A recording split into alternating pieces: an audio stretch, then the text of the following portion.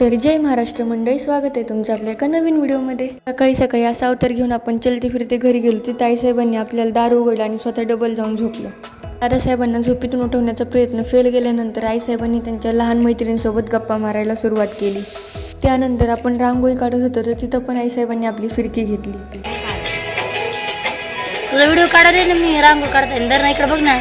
चहा कपात प्यायचा की फुलपात्र्यात हा निलाव झाल्यानंतर आईसाहेब जुने फोटो काढून जुन्या आठवणींमध्ये रमत बसल्या। त्यामुळे आईसाहेबांना गुड डे म्हणून आपण टाटा बाय बाय केला आणि मी आणि दादासाहेब गेलो बाहेर फिरायला। डॉक्टर बाबासाहेब आंबेडकरांच्या पुतळ्याच्या पुढे गेलो तर मोंडा रोडला सर्व फर्निचरचे दुकान होते, पण आपलं बजेट कमी असल्याने आपण तिथून पुढे निघून गेलो। मोदीजींचं स्टीलचं आणि मंत्र्यांचं मशिनरीचं दुकान बघितलं आणि आपण सरळ वैष्णव पॅलेस जवळ येऊन ठेपलो।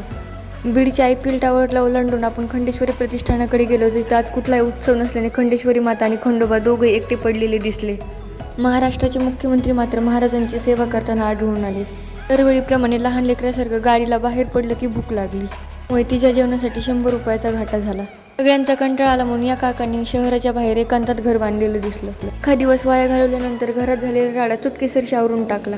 सूर्यदेव मात्र आज कोणावर तरी प्रचंड रागवलेले दिसले, जसं काय महादेव रागात येऊन तांडव करतायत असाच भास होत होता। स्वयंपाक बनवत होते पण स्वतःच्या कुकिंग स्किलवर डाऊट असल्यानं त्यामध्ये भर भरून खिचडी मसाला टाकून दिला। तयार झाले आणि आपल्या गणेश भाऊन दिलेले या स्मार्ट वॉचमध्ये स्वतःचीच हार्टबीट मोजत बसले। आता ड्युटीची बारी। भेटूया पुढच्या व्हिडिओमध्ये, तोपर्यंत खा प्या आणि मस्त राहा। व्हिडिओ आवडल्यास लाईक, शेअर आणि सबस्क्राईब करायला विसरू नका। मनापासून धन्यवाद।